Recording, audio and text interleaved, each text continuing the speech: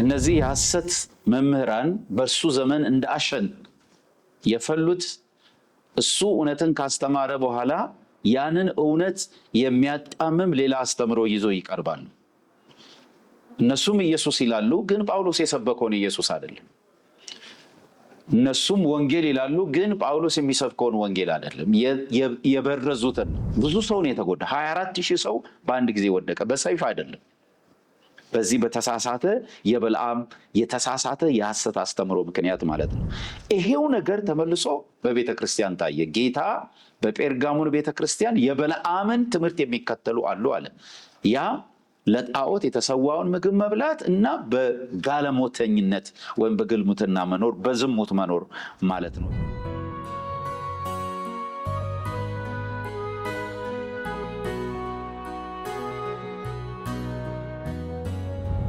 በጌታ የተወደዳችሁ ቅዱሳን የእግዚአብሔር ሰላምና ጸጋ ይብዛላችሁ። ባለፈው ጊዜ ከሐሰት ትምህርት ስለመጠበቅ እና የሐሰት አስተምሮ ስለመከላከል የእግዚአብሔር ቃል የሚያስተምረንን ትምህርት አብረን ማየት ጀምረን ነበረ። እንግዲህ እንደምታስታውሱት ቀድሞም ጀምሮ እስካሁንም ድረስ የቤተ ክርስቲያን ፈተና እና ተግዳሮት የነበረው ዋነኛው ማለት ይቻላል የሐሰት አስተምሮ ነው። ይሄ የሐሰት ትምህርት የራሱ የሆነ ባህሪ ያለው። እንዴት ማወቅ እንችላለን ለሚለው ባህሪያቱን ማወቅ ስለሚጠቅመን አንዳንድ ነጥቦችን አንስተን ማየት ጀምረናል። የቀረውንም ዛሬ እናያለን። በዛውን ጨምረን በዘመናችን የሐሰት አስተምሮ የሚባሉ አሉ ወይ? የሐሰት ትምህርት አለ ወይ? የእግዚአብሔር መንፈስ ምንድነው እንድንጠነቀቅ የሚመክረን በዚህ ቅዱስ ቃሉ የሚለውን እናያለን። እንግዲህ የሐሰት ትምህርት ከባህሪያቶቹ አንዱ የማስመሰል ባህሪ አለው። ማለት እውነትን ለመምሰል ጥፋትን ልክ ያልሆነውን ልክ እንደሆነ አድርጎ አስመስሎ በማቅረብ እየተካነ ነው። በዚህ የሚታወቅ ነው። ይሄም ሰይጣናዊ ስራ ነው። ሰይጣን ራሱን እየለዋወጠ የብርሃን መልአክ ለመምሰል እንደሚሞክር ሁሉ እሱ የሚፈበርካቸው የሐሰት ትምህርቶችም ትክክለኛ የክርስቶስ ትምህርት ለመምሰል ራሱን እንደሚለውጥ እና ለመምሰል እንደሚሞክር የእግዚአብሔር ቃል በደንብ አስረድቶናል እና በጥንቃቄ እንድናይ ይረዳናል። ይሄ ለዚህም ከእግዚአብሔር ቃል አለፍ ብለን የምናነበው ከሁለተኛው የቆሮንቶስ መልእክት ጳውሎስ ከላከው ወደ ቆሮንቶስ ከሁለተኛው ምዕራፍ 11 አለፍ ብለን እናነባለን። መጀመሪያ ከቁጥር 1 እስከ 4 እንዲህ ይላል። ከአዲሱ መደበኛ ትርጉም አነባለሁ። ጥቂቱን ሞኝነቴን እንደምትታገሱኝ ተስፋ አደርጋለሁ። በእርግጥ እየታገሳችሁኝ ነው። በእግዚአብሔር ቅናት እቀናላችኋለሁ። እናንተን እንደ ንጽሕት ድንግል ለክርስቶስ ለማቅረብ ለአንድ ባል አጭቻችኋለሁና። ነገር ግን እባብ ሔዋንን በተንኮል እንዳሳታት ምናልባት የእናንተም ልቦና ተበላሽቶ ለክርስቶስ ካላችሁ ቅንነትና ንጽሕና እንዳትወሰዱ ሰጋለሁ። ምክንያቱም አንድ ሰው ወደ እናንተ መጥቶ እኛ ከሰበክንላችሁ ኢየሱስ ሌላ ኢየሱስ ቢሰብክላችሁ፣ ወይም ከተቀበላችሁት መንፈስ የተለየ መንፈስ ብትቀበሉ፣ ወይም ከተቀበላችሁት ወንጌል የተለየ ወንጌል ብትቀበሉ ነገሩን በዝምታ ታልፉታላችሁ ማለት ነው ይላል። እዚህ ጋር ጳውሎስ ስጋቱን ነው የሚገልጸው እና ሞኝ ከሆንኩ እንደዚህ ሳስብና ስነግራችሁ ሞኝነቴን ታገሱኝ፣ በእርግጥም እየታገሳችሁኝ ነው ይላል። የጳውሎስ ስጋት ምንድን ነው? እነዚህ የሐሰት መምህራን በእርሱ ዘመን እንደ አሸን የፈሉት እሱ እውነትን ካስተማረ በኋላ ያንን እውነት የሚያጣምም ሌላ አስተምሮ ይዞ ይቀርባሉ። እነሱም ኢየሱስ ይላሉ፣ ግን ጳውሎስ የሰበከውን ኢየሱስ አይደለም። እነሱም ወንጌል ይላሉ፣ ግን ጳውሎስ የሚሰብከውን ወንጌል አይደለም። የበረዙትን ነው። እነሱም መንፈስ ይላሉ፣ ግን የእግዚአብሔርን መንፈስ አይደለም። በቅዱስ ቃሉ እንደተሰጠን ቅዱሱን የእግዚአብሔርን መንፈስ አይደለም እና ግን እሱ የሚጠራውን ስም ነው የሚጠሩት። እሱ የሚናገረውን ተመሳሳይ የሚመስል ነው የሚናገሩት፣ ግን አይደለም። ሌላ ይላል። ሶስቱም ጋር ሌላ ኢየሱስ፣ ሌላ መንፈስ፣ ሌላ ወንጌል ወይም ልዩ ወንጌል ነው የሚያቀርቡት። እሱ ያስተማረውን አይደለም። ቀረብ ብሎ ካላዩት፣ በጥንቃቄ ካልመረመሩት፣ በቃሉ ካልመረመሩት ቶሎ ላይረዱት ይችላሉ። ራሱን የማስመሰል አቅም አለው። የሐሰት ትምህርት እውነትን ለመምሰል ብዙ ጥረት ያደርጋል። ማክሲመም እፈርት አለው ያንን ለማድረግ። ይሄንን በተጨማሪ ጳውሎስ በገላትያ ምዕራፍ 1 ቁጥር 11 ላይ ሲገልጸው ወንድሞች ሆይ የሰበኩላችሁ ወንጌል ሰው ሰራሽ አለመሆኑን እንድታውቁ ፈልጋለሁ። ከማንም ሰው አልተቀበልኩትም፣ ከማንም አልተማርኩትም፣ ይልቁንስ በመገለጥ ከኢየሱስ ክርስቶስ ተቀበልኩት ይላል። ሰዎች በሐሳባቸው የፈበረኩት ሐሳብ ወለድ አይደለም፣ ልብ ወለድ አይደለም፣ ልብ ወለድ አይደለም፣ የተገለጠልኝ። እንደምታስታውሱት ክርስቶስ በደማስቆ መንገድ ላይ አሳዳጁ ለነበረው ሳውል ተገልጦ ነው። ሳውል ከክርስቶስ መልእክቱን ተቀብሎ ተቀይሮ፣ ህይወቱ ተቀይሮ፣ መንገዱ ተቀይሮ ጳውሎስ ሆኖ ለዚህ ወንጌል በዘመን ሁሉ ሲጋደል ኖሮ ለዚህ እውነት የተሰዋ አንገቱ ተቀልጦ እንደሞተ የቤተ ክርስቲያን ታሪክ ይነግረናል። እና እኔም ሰብከው የተቀበልኩትን ከክርስቶስ የተገለጠልኝን የተገለጠውን እኔ የሰራሁትን እኔ የፈጠርኩትን እኔ ያሰብኩትን ከኔ ሐሳብ የተወለደ አይደለም ይልና በተቃራኒው ደግሞ የቆሙትን ሰው ሰራሽ ወንጌል ከክርስቶስ ያልተቀበሉትን። ስለዚህ ግን የእውነት ወንጌል እንዲመስል በጣም ይጥራል ጳውሎስ። በዚህ ምዕራፍ አሁን ባነበብኩት ምዕራፍ ጨምሮ ምዕራፍ 11 ማለቴ ነው፣ ሁለተኛ ቆሮንቶስ ከቁጥር 13 እስከ 15 እንዲህ ይላል። እንደነዚህ ያሉ ሰዎች የክርስቶስን ሐዋርያት ለመምሰል ራሳቸውን የሚለዋውጡ ሐሰተኞች ሐዋርያትና አታላዮች ሰራተኞች ናቸው። ይህም የሚያስደንቅ ነገር አይደለም፣ ምክንያቱም ሰይጣን ራሱ የብርሃን መልአክ ለመምሰል ራሱን ይለዋውጣል።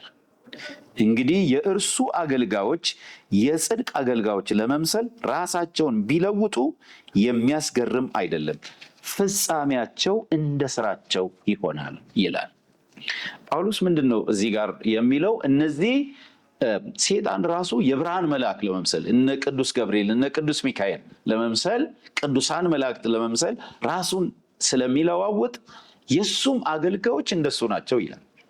እውነተኛ ክርስቶስ የላካቸው ሐዋርያትና እውነተኛ አገልጋዮች ሰራተኞች ለመምሰል ራሳቸው ይቀያይራሉ፣ ቋንቋቸውን ይቀያይራሉ፣ አቀራረባቸውን ይቀያይራሉ።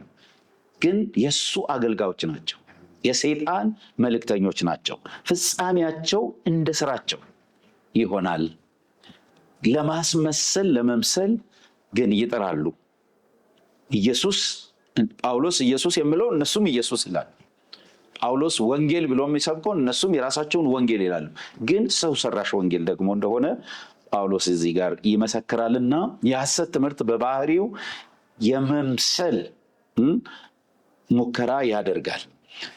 ሐሰትን እውነት አስመስሎ የማቅረብ፣ የተጣመመውን የቀና አስመስሎ የክርስቶስ ያልሆነውን የክርስቶስ አስመስሎ የማቅረብ ባህሪ አላቸው። ይህንን የእግዚአብሔር ቃል በደንብ እንድናውቅ ያስጠነቅቀናል።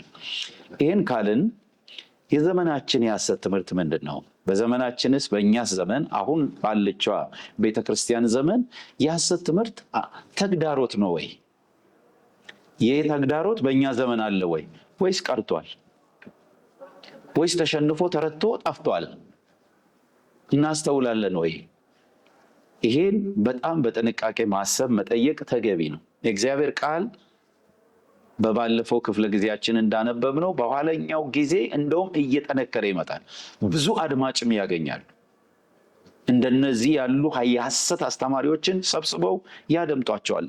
ምኞታቸውን የሚነግሯቸውን፣ እነሱ መስማት የሚፈልጉትን ብቻ የሚነግሯቸውን ሰብስበው የሚያዳምጡበት እና ያ እየሰፋ እንደሚመጣ የእግዚአብሔር ቃል ስለሚመሰክር በእኛ ዘመን የሐሰት ትምህርት በስፋት አለ። እነዚህ የሐሰት አስተማሪዎች ባህሪያቸው ብዙ ነው። ሾልከው ነው የሚገቡት፣ ያስመስላሉ፣ ጣፋጭ የሆነ ነገር ያቀርባሉ፣ የእግዚአብሔርን ቃል ትርጉም ያዛባሉ። እነዚህ በባለፈው ያነሳናቸው ዋና ዋና ነጥቦች ናቸው። በእኛ ዘመን የሐሰት ትምህርት አለ ወይ? ቀድሞ እንደነበረ አለ ወይ በእኛ ዘመን? ይህን ከማየታችን በፊት የጥንቷን ቤተክርስቲያን እንዴት ያስቸግሩ እንደነበረ ጥቂት እናያለን። በስፋት ግን በሚቀጥሉት ጊዜያት በእኛ ዘመን ያሉት የሐሰት ትምህርቶች ምንድን ናቸው የሚለው እናጠናለን። በእግዚአብሔር ቃል ጌታ ኢየሱስ በተለይ በኤዥያ ላሉት 7ቱ አብያተ ክርስቲያናት ከተላከው መልእክት ለሶስቱ ከሐሰት ትምህርት ጋር በተገናኘ ነው። ለጴርጋሞን ቤተክርስቲያንና ለቲያጥሮን ቤተክርስቲያን ከሐሰት ትምህርት ጋር በተገናኘ የጌታ ማስጠንቀቂያ ደርሷቸዋል። የኤፌሶን ቤተክርስቲያን ደግሞ በሌላ ነገር ብትወቀስም የሐሰት አስተምሮን በመቃወም ጌታ አድንቋታል።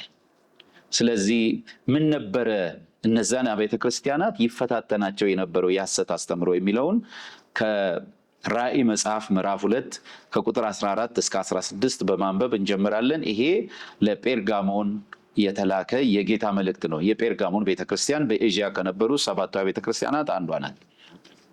እንዲህ ይላል፣ ዳሩ ግን ለጣዖት የታረደውን እንዲበሉና እንዲሴስኑ በእስራኤል ልጆች ፊት ማሰናከያን ሊያኖርባቸው ባላቅን ያስተማረ የበለዓምን ትምህርት የሚጠብቁ በዚያ ካንተ ጋር ስላሉ የምነቅፍብህ ጥቂት ነገር አለኝ።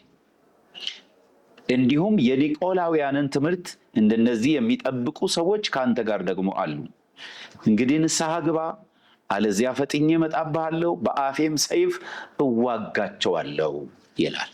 አሜን።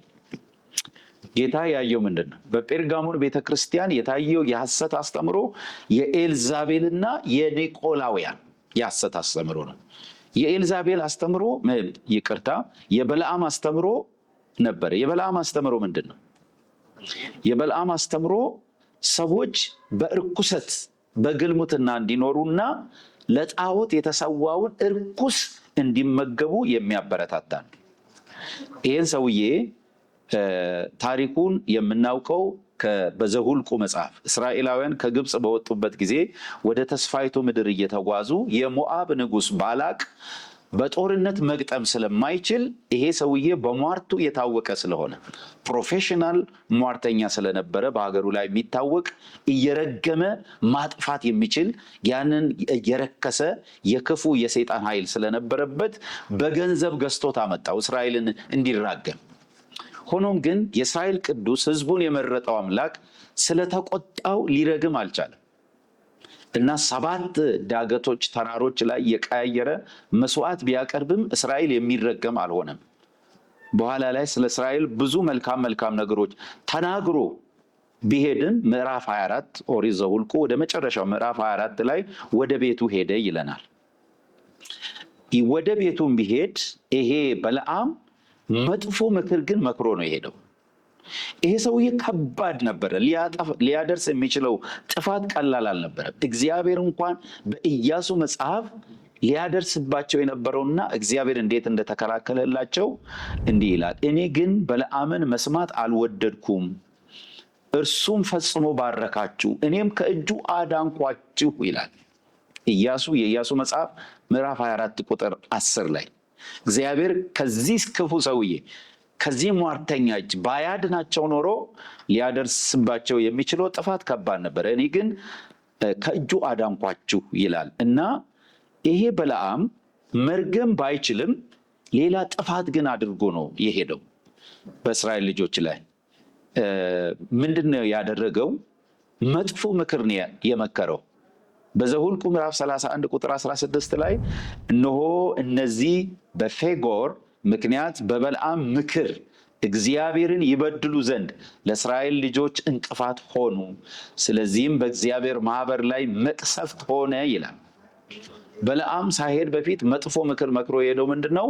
ለሞዓብ ንጉሥ ለባላቅ ሴቶች የሚያማምሩ ቆነጃጅት ሴቶች ልጆቻቸውን ወደ እስራኤል ጉባኤ ወደ እስራኤል ማህበር አስገቡ።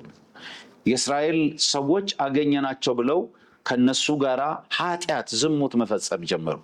ሴቶቹ ደግሞ ወደ ለጣዖት ወደ ተሰዋው መስዋዕት ጋበዟቸው። እነሱም ከነሱ ጋር በሉ፣ በዚያውም ለበዓል ሰገዱ። ስለዚህ እግዚአብሔርን አስቆጣ ያ ጥፋት፣ ያ እርኩሰት።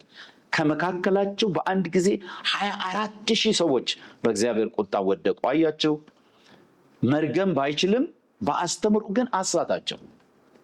በተሳሳተ አስተምሮ ይሄ ሁሉ ህዝብ እንዲወድቅ አደረገ። ምንድነው አስተምሮ? ችግር የለውም፣ ለጣዖት የተሰዋውን መስዋዕት መብላት ችግር የለውም፣ ዝሙት ችግር የለውም፣ ግልሙትና ችግር የለውም ብሎ አስተምሮ እስራኤል አገኘው ብሎ ወደዚህ ሲገባ ውድቀቱ ሆነ። ብዙ ሰው ነው የተጎዳ። 24,000 ሰው በአንድ ጊዜ ወደቀ። በሰይፍ አይደለም፣ በዚህ በተሳሳተ የበልዓም የተሳሳተ የሐሰት አስተምሮ ምክንያት ማለት ነው። ይሄው ነገር ተመልሶ በቤተ ክርስቲያን ታየ። ጌታ በጴርጋሞን ቤተ ክርስቲያን የበልዓምን ትምህርት የሚከተሉ አሉ አለ።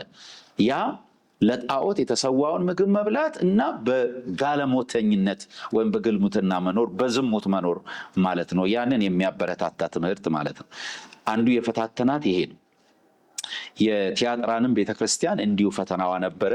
በሚቀጥለው ጊዜ አብረን እናያለን። እግዚአብሔር የሰማነውን ቃል ይባርክልን። በሰላም ቆዩ። እግዚአብሔር ከእናንተ ጋር ይሁን።